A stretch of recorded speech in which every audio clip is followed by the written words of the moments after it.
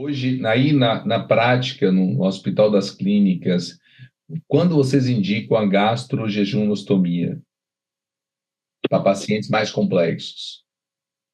Se o paciente tiver uma gastroparesia clássica e não tiver nenhum outro tipo de alteração motora de intestino delgado, com pseudoobstrução intestinal, alguma coisa assim, e tem o delgado saudável, em pacientes que a gente tem dificuldade de conduzir, é melhor a gastrojejuno do que a parenteral, né? Se puder, a gastrojejuno permite com que a gente possa, então, descomprimir também o estômago, eventualmente, que é um problema nesses pacientes que têm gastroparesia.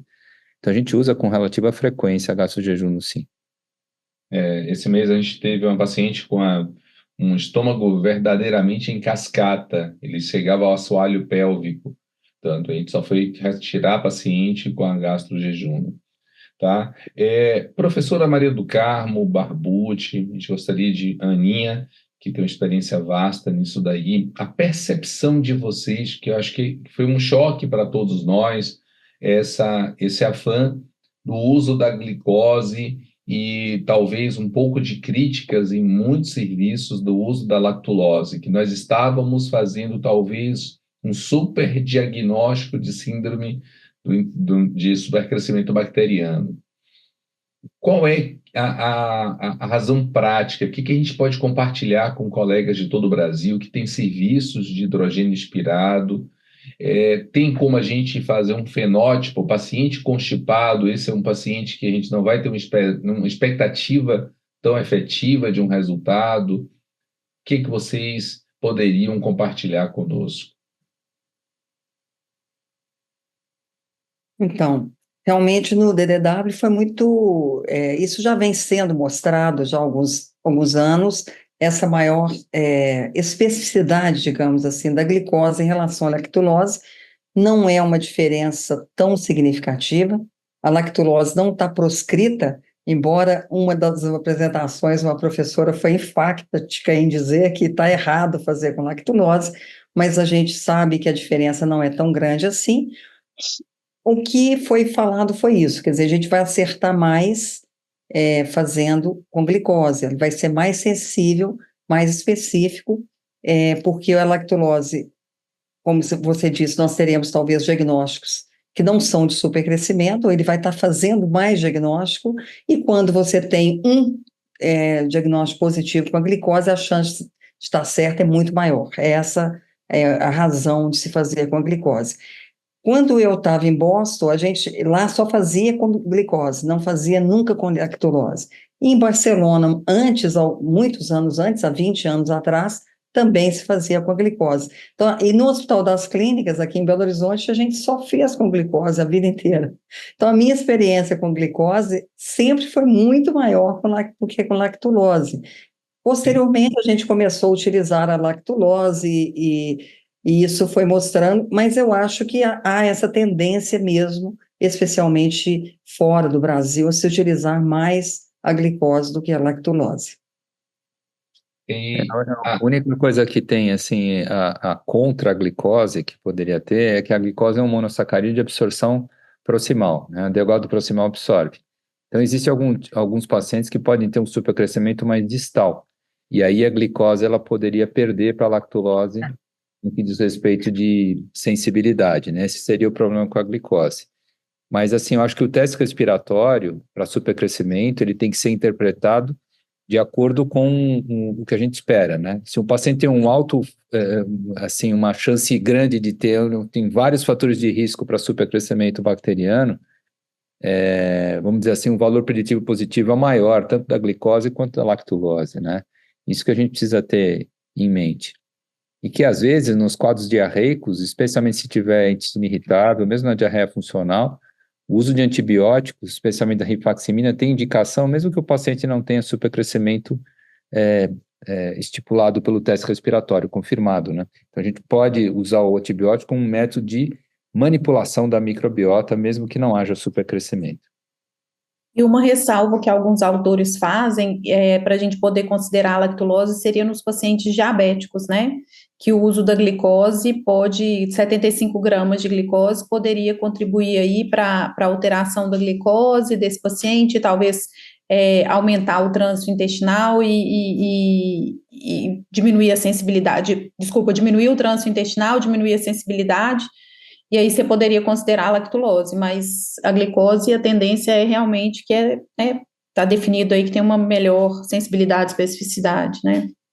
E nos bariátricos, Ana?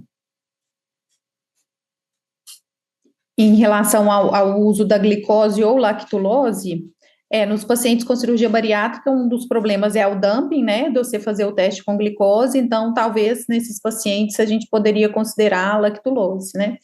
A lactulose, a gente sabe nos pacientes que têm um trânsito mais acelerado, ela tem mais chance de dar falso positivo, né, então é outra coisa que a gente tem que considerar, talvez nos pacientes mais constipados, apesar de que os pacientes com constipação também, o teste de hidrogênio pode estar falso negativo por terem flora produtora de metano, né? E qual o impacto que vocês acham dessa nova visão até do paciente constipado? Esse fenótipo na nossa avaliação, vamos deixar de pedir o teste de hidrogênio nesses pacientes?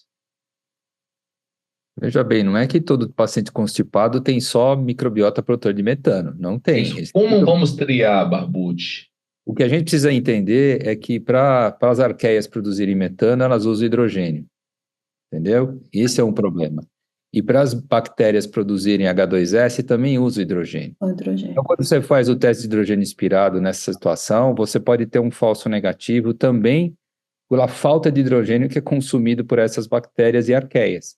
Então, é isso que a gente precisa entender. Agora, você pega um paciente que é diabético de longa data e que tem constipação e que tem bloat, e assim, a chance de ter supercrescimento é muito grande, né? Então, mesmo que o paciente tenha um teste negativo para hidrogênio, eu vou levar em consideração se ele teve muito sintoma durante o teste ou pós o teste imediatamente. São algumas coisas que a gente precisa levar em consideração, mas não é não é que o teste vai ser sempre negativo, não é. Mais ou menos 1/3 vem negativo, né? Os outros 2/3 a gente tem positividade para hidrogênio ainda. Então, nós podemos ser decisivos com isso daí. Não precisa. Eu vejo muitos colegas desesperados pelo Brasil, o que fazer? Nós não temos teste de metano, realmente os nossos serviços não vão mais prestar esse atendimento global, mas eu acho que é ter a calma, ter a paciência, organizar, fazer um fluxo de paciente, padronizar protocolos internos de observação. Todos concordam para isso? Com certeza. Ontem eu tive um retorno de um paciente que tinha uma diarreia e ela diabética, obesa, idosa, mora no interior, então fiz tratamento de prova, porque ela tinha tanta condição para ter, né? Fiz tratamento com metronidazol e ela estava usando fralda de tanta diarreia, de tanto desconforto, com perda, mas voltou completamente diferente ontem.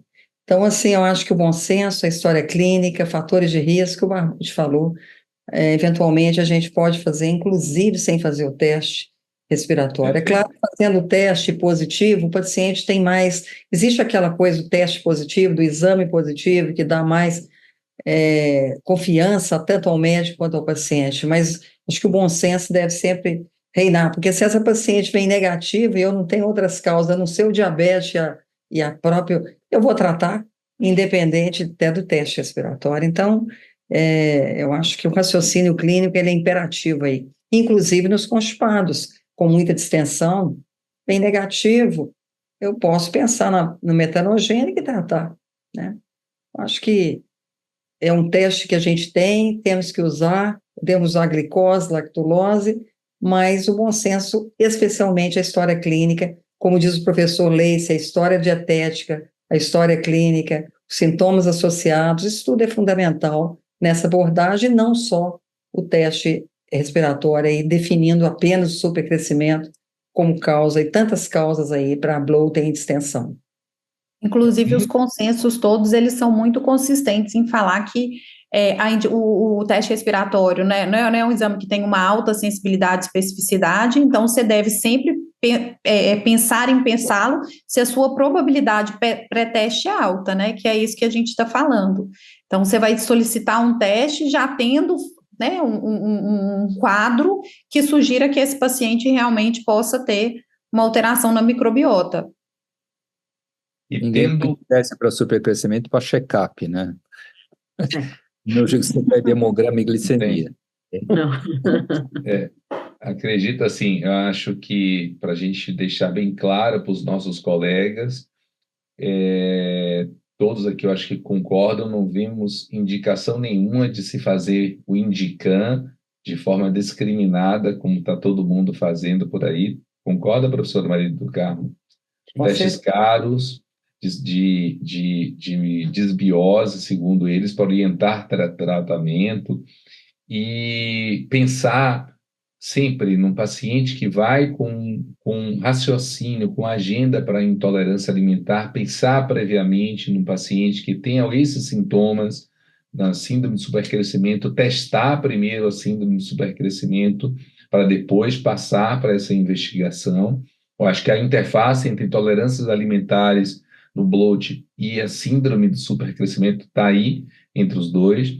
Também a gente pensar em síndromes funcionais, a gente viu algumas aulas, e esses pacientes que têm alterações psicossomáticas, esses pacientes que têm uma hipervigilância e uma hipersensibilidade visceral, é um paciente que temos que também estar alerta como modular esse paciente que tenha dor, que tenha desconforto, e como utilizar, já que um paciente desse que tenha mais tendência à constipação, usar tricíclico para ele só iria piorar. Então, eu gostaria de ter essa opinião de vocês. E também, assim, um insight para os nossos colegas de como trabalhar com probiótico nesses casos do bloat. Quando indicar, qual o momento da gente poder introduzir, se esse paciente tem ou não essa alteração psicossomática, se esse paciente tem esse transtorno de ansiedade, esse paciente que tem quadros de diarreia, qual a ideia de se utilizar o racional para a gente poder pensar num probiótico? Olá, Barbucci. Eu acho assim, se a gente considerar a distensão abdominal funcional e o bloating, são doenças funcionais e que têm o distúrbio da microbiota como um participante importante na fisiopatologia, pelo menos em boa parte dos pacientes, não em todos. A gente tem até alguns trabalhos interessantes do grupo da Inglaterra, mostrando que uma parte dos pacientes que têm intestino irritável tem uma microbiota, de fato, exatamente igual à microbiota de pacientes saudáveis. Mas quando a gente fala de bloating, é importante a gente pensar em tudo aquilo que a Du mencionou durante a apresentação dela. Primeira coisa é ver se o paciente tem ou não tem constipação associada ao bloating e se tem alguma relação da melhora do bloating com a eliminação fecal. Então, nessa situação, eu vou preferir probióticos que tenham algum estudo que possam ser usados em síndromes constipativas, né? Se é um paciente que tem supercrescimento bacteriano, eu vou preferir cepas que produzam eventualmente colicinas ou bacteriocinas capazes de inibir o desenvolvimento, a multiplicação de outras bactérias que possam produzir gases em excesso. Ou então, eu procurar probióticos que tenham uma capacidade muito boa de produzir ácidos graxos de cadeia curta, com o intuito de diminuir o pH intracolônico e mesmo o pH intradelgado, né, pela produção dos ácidos graxos, e diminuir, então, a proliferação bacteriana ou a velocidade com que essas bactérias se multiplicam. Existem também algumas cepas capazes de consumir gás, de consumir ar, né? E essas cepas seriam interessantes na condução de pacientes que têm distensão abdominal, especialmente quando tem supercrescimento associado. Lembrar que os probióticos eles não são iguais, né? Que o efeito é cepa específico e que a associação de cepas não necessariamente é melhor do que o uso de cepas isoladas. Nos pacientes com supercrescimento bacteriano e distensão abdominal, a gente vai evitar prebióticos e vai evitar simbióticos, né? Lembrando que os simbióticos, eles normalmente são associados a fibras altamente fermentáveis, o que pode piorar a sensação de distensão nesse grupo de pacientes. E lembrar também que o efeito do probiótico, ele pode ser específico, mas também é paciente específico, e mesmo dentro do paciente, pode ser que o paciente responda em um momento e um outro não responda, dependendo do tipo de alimentação, dependendo do tipo de clima, dependendo do tipo de medicamentos dado em conjunto, na própria idade do paciente. Ou seja, tem uma série de considerações a serem feitas que norteiam, né, e orientam a escolha da melhor cepa probiótica. Se o paciente tiver uma associação bem nítida, por exemplo, de algum distúrbio ansioso ou somatofóbico, o uso de psicobióticos teria sentido para ser feito em pacientes com doenças funcionais. A gente acabou de ter agora, recente, nos últimos meses, uma publicação do grupo de Roma sobre a associação de doenças psiquiátricas e psicológicas e síndromes funcionais, e os resultados foram realmente até maiores do que a gente tinha anteriormente. Antigamente a gente falava de 30% de estabelecimento de ansiedade, depressão ou distúrbios somatofóbicos. Nesse estudo foram 55% de positividade, o que é uma prevalência bastante alta. Então, o uso de psicobióticos aqui teria todo sentido e poderia nos ajudar bastante na condução desses pacientes. É muita coisa, dá para falar 3 horas sobre isso aí. Maravilhoso, maravilhoso. Mas pelo adiantar da hora, vamos fazer Fabi, os complementos. Fabi, Carlinha, 2 perguntinhas, vamos lá, hein? 2 perguntas muito boas. Uma, professora, tem uma pergunta aqui que é: quais são exatamente, quais são os alimentos que eu devo restringir se eu pensar em entrar com uma dieta light food maps? Então, basicamente, o que tirou nessa dieta Light Food Map foi lactose, né, Barbucci? Barbucci falou comigo sobre isso essa Eu semana acho que passada. não, foi frutano e galactano, Frutana e galactano. Frutana e galactano. Então, esses alimentos contendo essas substâncias é que devem ser retiradas só. Eles fizeram com resultados muito semelhantes e muito melhor adesão. Então, eu acredito que é uma possibilidade. Agora, a adesão real ao FODMAP é uma coisa difícil e todos os autores concordam que é uma coisa para pouco tempo, né? A gente vai reintroduzindo cada grupo de alimentos rapidamente para que o paciente possa... Porque o que mais falou no DDW foi exatamente de não fazer grandes restrições alimentares. A gente está vivendo hoje um momento que as pessoas têm medo de comer tudo, né, Carlinhos? Então, virou a chave com tanta restrição, que teve uma apresentação lá fantástica de uma professora especialista lá em doenças, né, de tolerâncias alimentares. Ela é de San Diego, e ela falou tanto do bem do glúten, como que o glúten beneficia a saúde humana, que a gente tem que pensar um pouquinho agora em não tirar tanta coisa das pessoas, é fazer uma dieta muito orientada, de acordo com o que o paciente passa, olha, eu pioro com isso ou com aquilo, a gente considerar os alimentos que realmente podem piorar, do que fazer grandes restrições, dietas muito restritivas, porque levam, com certeza, a distúrbios psiquiátricos, psicológicos muito mais sérios, né, com alimentação, do que os benefícios que ela eventualmente possa trazer. E a outra pergunta é sobre a eructação excessiva. Na verdade, a pergunta ela pergunta se a eructação supragástrica é mais comum do que gástrica. Não me lembro, na verdade, se existe um dado, se uma é mais comum do que a outra, e se ainda a mitriptilina é uma alternativa razoável, acredito que para a eructação supragástrica. Eu acho... Desculpa, Sim. cara. Não, professora, na verdade é a pergunta, pode. Não, então, essa distinção é até difícil na prática também, né, entre essas eructações.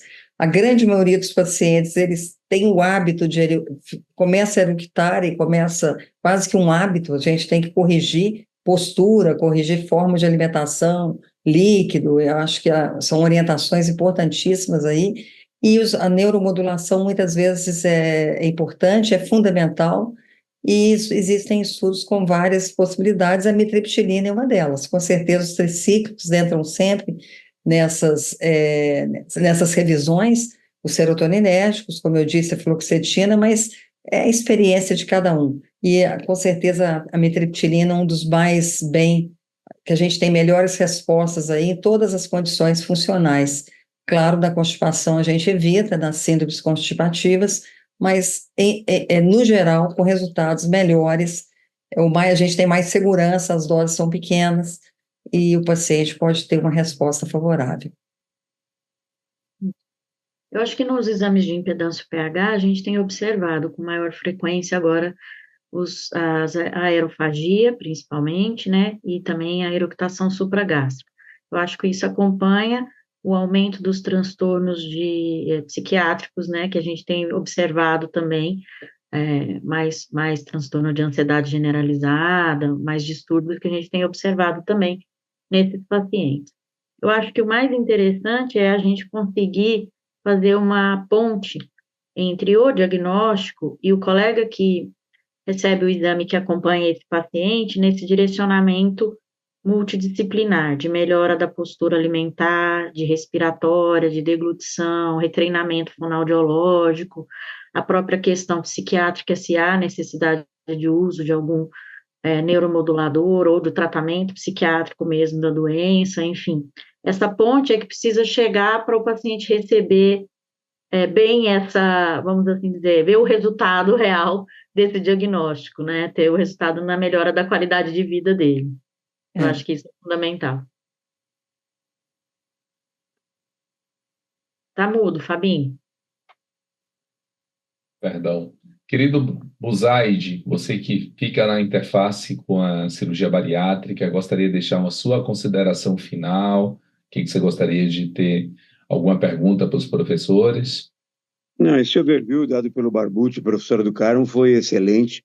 Eu me senti em Washington de novo. Pode ser que eu estava lá, estamos aqui cada um na sua região, na sua cidade, mas realmente estar com esses professores é um grande privilégio. A Du falou alguns conceitos muito bacanas que eu acabo achando mesmo que a gente acaba sendo muito do bom senso.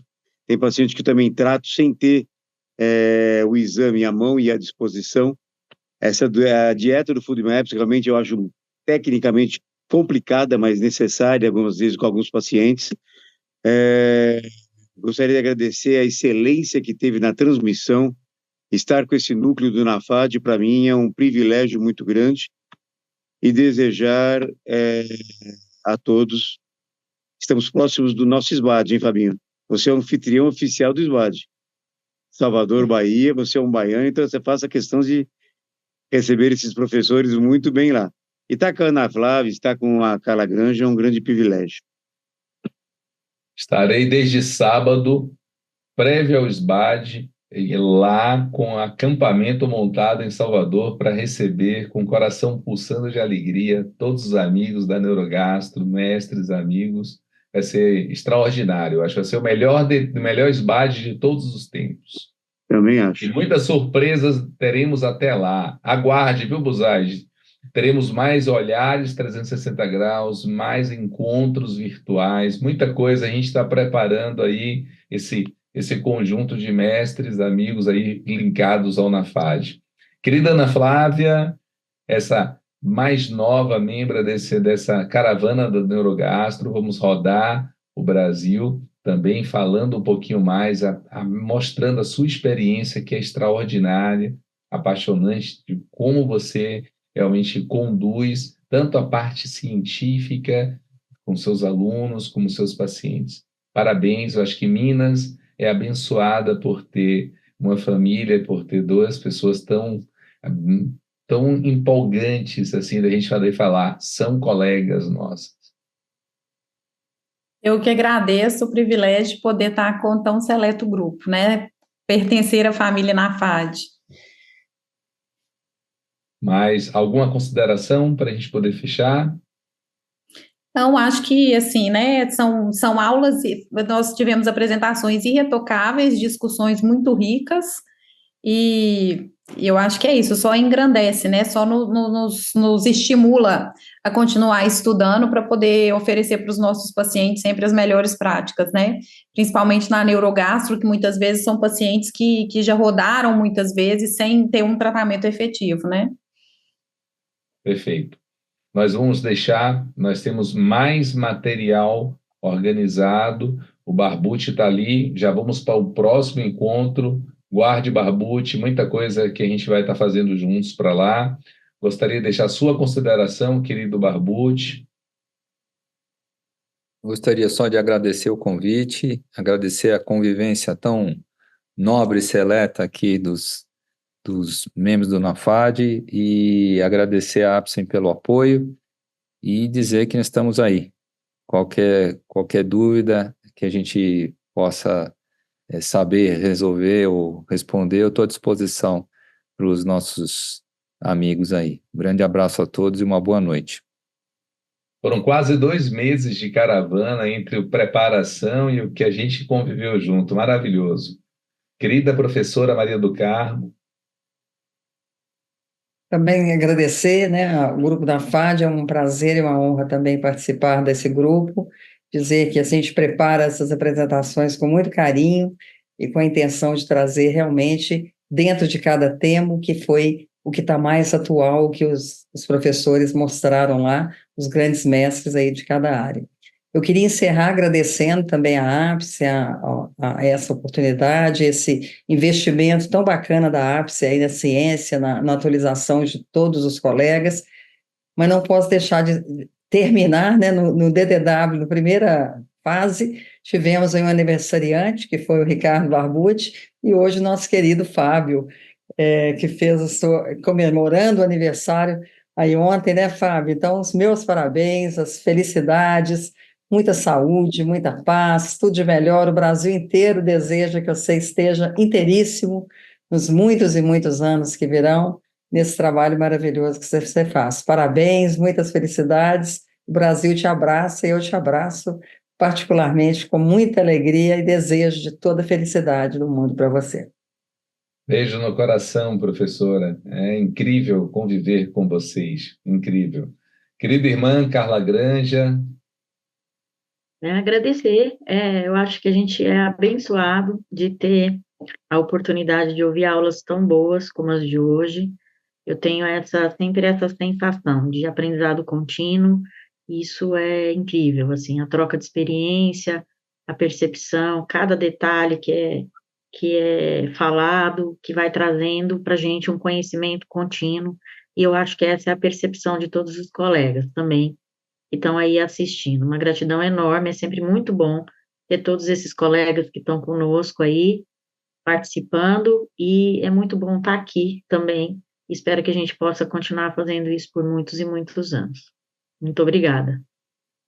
Com certeza. Gratidão, assim a gente encerra a caravana da Neurogastro 2024. Teremos mais encontros ao longo do ano. O Olhar 360 Graus, o Motility On, vai estar presente nas quintas e nos sábados. Acompanhe as nossas redes sociais lá no nosso Instagram.